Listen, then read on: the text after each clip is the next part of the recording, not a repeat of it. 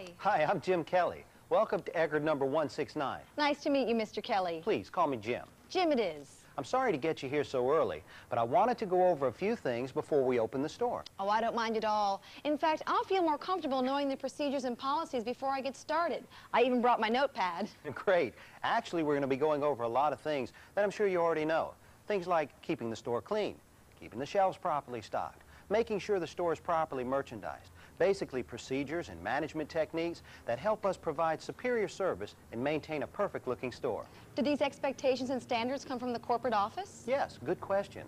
Since every Eckerd store has many similar problems, Eckerd created standard procedures and policies that help create a national image that is uniform and inviting to our customers. Makes sense. Let's get started. You already did. I did? Sure. When I walked up, you were looking at the storefront. There are 5 basic areas that we're going to review, and the storefront is one of them.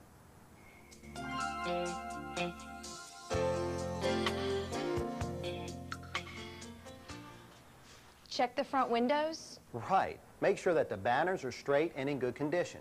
Replace the ones that are worn, sun-faded, or outdated. Are there guidelines to follow? For window banners, price items, and institutional signs, we follow the monthly desk calendar. For store entrance signage, we follow the guidelines in the merchandise and adjacency plan, like this mandatory signage. It has emergency numbers and store hours. It should always be displayed. Nothing about the storefront is happenstance. I guess planning an appealing storefront is half the battle won. Well, how we display our signage is very important, but it's also important to keep the immediate storefront and sidewalk clean. You know, free of trash, litter, gum, shopping carts. This sidewalk looks pretty good, and clean, too. Do you have it pressure washed? Well, as a matter of fact, we do. We have it cleaned about once a year as necessary, with district operation manager's approval. It's also a good idea to check the parking area, just to make sure there are no unsightly problems. Should we also look after the trash receptacle? Yes. Generally, we make sure that it's located at the opposite end of the storefront and in good condition. And the same goes for the newsstands if your store has one. Well, that's pretty much it for the storefront. It looks like you run a pretty tight ship. Thank you. We try to make our storefront look appealing, but this is just the outside. There's a lot more to running a store when you get inside. I guess it takes a lot of hands to make it all run smoothly. Once again, you beat me to the punch. I did. Sure. The next area we're going to discuss are all the people that make it work. That is the customer service expectations for all Eckerd associates. Let's go inside. Let's go.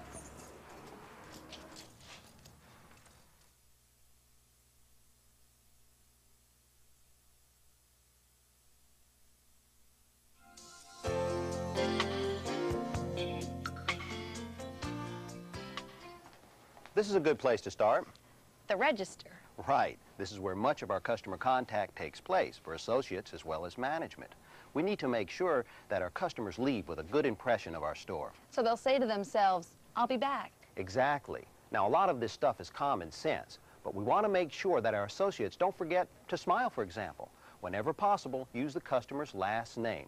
Thank you, Mr. Smith. Have a good day. How will they know the customer's name? Good question. Usually I tell my associates to read checks, driver's license, and labels on prescriptions. Now, when there are 3 customers at the counter, or if there's a long transaction, the associate should call for assistance. And when calling, they should use the associate's first name. Nobody likes to be kept waiting. And that's part of the reason customers shop at Eckerd's.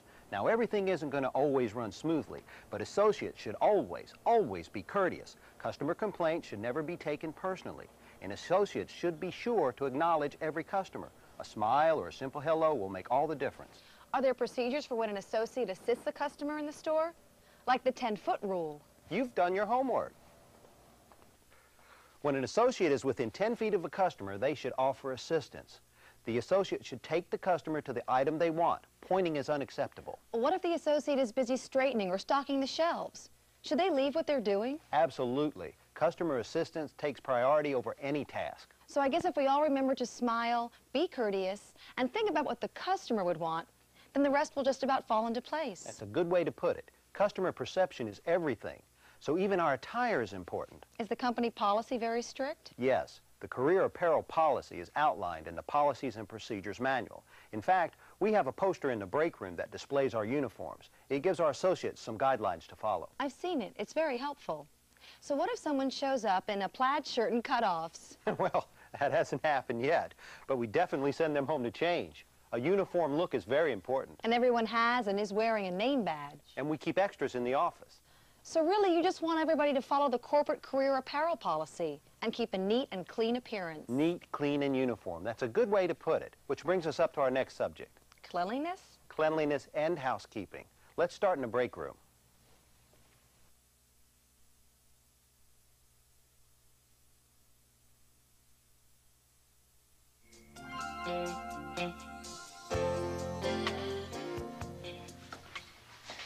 Housekeeping involves every section of the store, including the break room. It means keeping things clean and organized as well as up to date. For example, this bulletin board must have all current human resource policies and state-required posters. Do you go over these bulletins with the associates? Absolutely. We make sure the associates are aware of the bulletins and we keep them informed. We usually do this at our monthly meetings. We also explain the locker program in great detail. Did you do this at the store you trained in? Absolutely. We followed the procedures as outlined by loss prevention, and we completed the Shrink Buster program daily and initialed the loss prevention calendar. That's the way we work. We also make sure our associates follow the blue-orange sticker policy for purchased items. Now, while we're back here, we should discuss our restrooms. All right. Believe it or not, housekeeping for our restrooms is just as important as any other part of the store. I agree. How we keep our restrooms is a reflection on the rest of the store. That's exactly right. Our restrooms are stocked and cleaned daily. We maintain a log checklist as per company policy, and we orange sticker our supplies as per Eckerd loss prevention policy. Let's go in the store and walk around, and I'll point out some important housekeeping tips. Okay. One thing to remember is to periodically check the air conditioning vents to make sure that they are clean. We also check our fixtures to make sure that they are lighting properly. And we follow the routine to keep the entire store looking Eckerd perfect. You mean daily straightening? Well, that's just part of it. The daily maintenance routine begins at the same time every evening, with straightening and fronting of all merchandise. It also includes checking the signage within the store, straightening the card nest area, sweeping the entire store, and cleaning all windows and glass areas. With Eckerd Glass Cleaner, of course. Of course. The routine means making the store spotless and ready for opening the following day. Now, it's much more involved than the brief explanation I've just given you, but you get the general idea. Does the routine include mopping the floors? Yes, we spot mop as necessary, especially if there are spills, but that's more of a safety issue than anything else. Do you assign an associate to work the coolers? Yes, I almost forgot. In fact, let's walk up that way.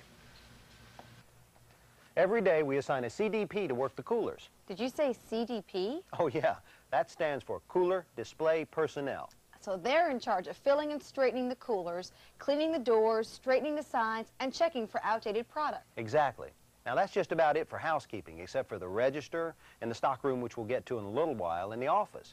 Now the office should be planogrammed according to Eckerd Asset Protection Policy. We keep it neat and clean at all times, and we keep management phone numbers and photographs on display. Oh, by the way, I brought my photograph with me so the customers will know who I am. Good. We'll be sure to hang that up later. Let's see. We have time for a couple of more areas. Let's just step around the corner and talk about merchandising.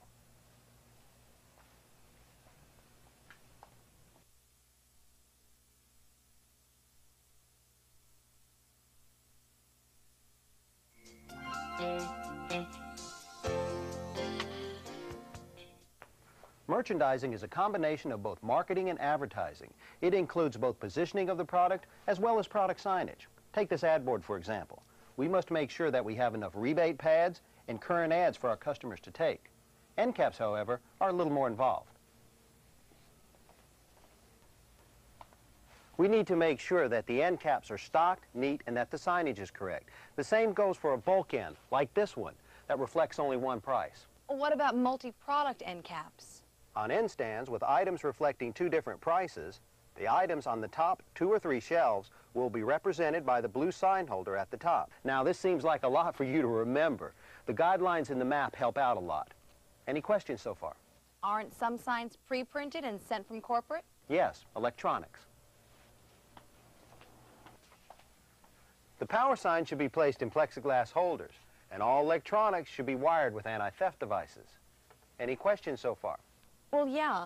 I noticed the signs on the ledge are pre-printed as well. Are there specific rules for that signage? Yes, you've got a good eye for detail. Let's go over there and take a look at the ledge. Those blue sign holders should be placed every 4 to 6 feet. Of course, the items should be faced properly, and we follow the ledge planogram. It still amazes me that with over 18,000 items, the store is so well organized. That's where our planograms come in. If we move up the aisle, I'll show you what I mean. Planograms from corporate help us maintain a very complex display like this. Not only do they show us how to display the item, but they also explain things like clip strips. Clip strips are based on split class. They should be kept full and placed 4 to 6 feet from each other. Planograms also include information on labeling, signing, and side racks.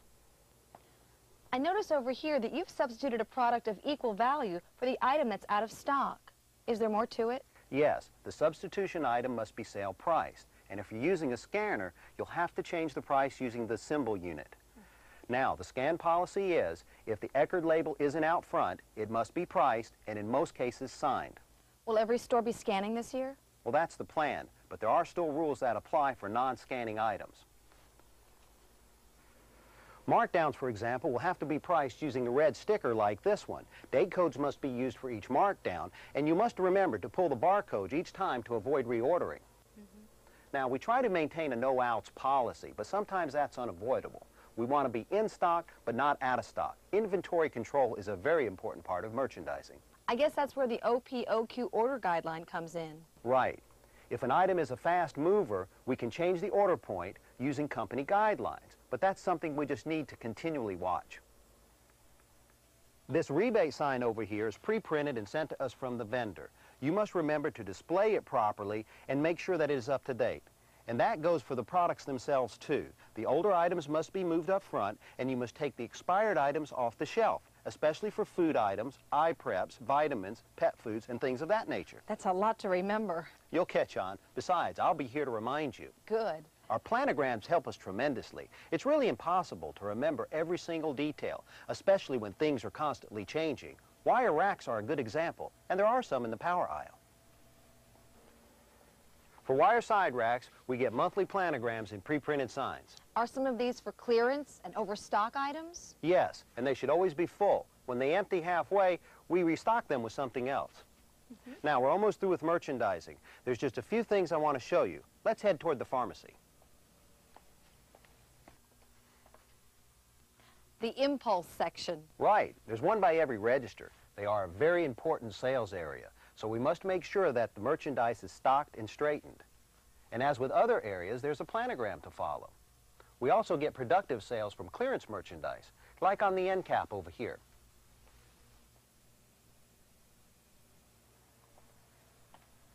Now, the first, second, and third markdown is issued from corporate. Any other markdown must be approved by the DOM. Is clearance merchandise usually moved from its home location? Only after the first markdown. Then it's moved to the clearance end cap. You must remember that merchandising is a combination of both marketing and advertising. We're constantly changing our merchandising tactics to keep up with both consumer and store demands. Well, is that it for the tour? Pretty much so. There's just one more area we need to cover. The only thing left is the stock room. And that's exactly where we're going.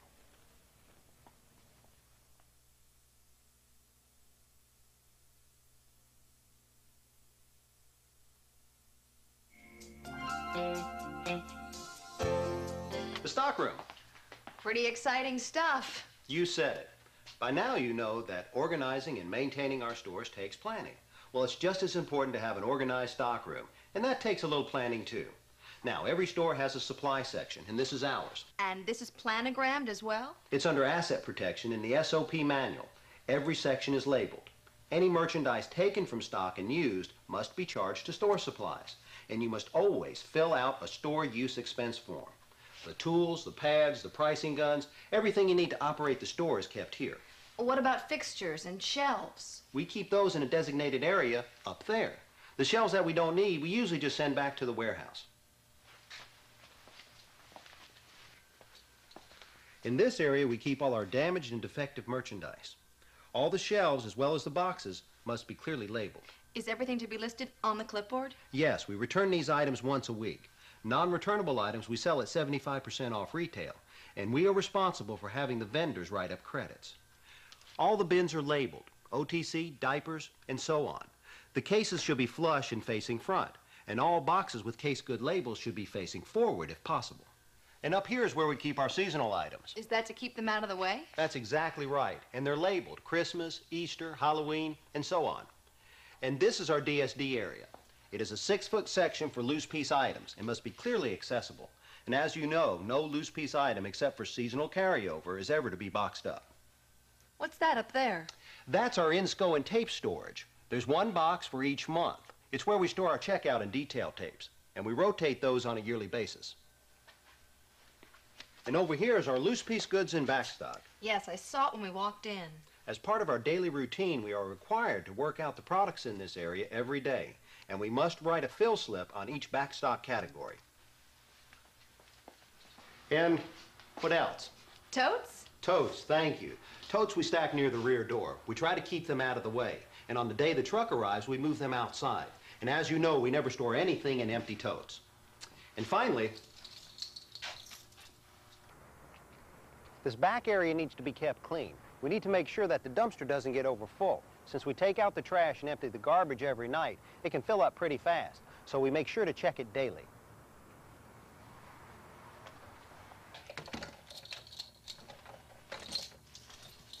Jim, you're a pretty good tour guide. Thanks. I've had a lot of practice. The main thing to remember about the stockroom is that it's a staging area where products come in and are worked onto the sales floor as soon as possible. There's no cash register in the stockroom. Very good point. Everything we've discussed, the storefront, merchandising, personnel, housekeeping, and the stockroom must be maintained according to Eckerd policy. And the reason is simple. We want to provide a superior shopping experience for our customers. We want them to come back. And those procedures are designed to make those cash registers ring. Well, any questions?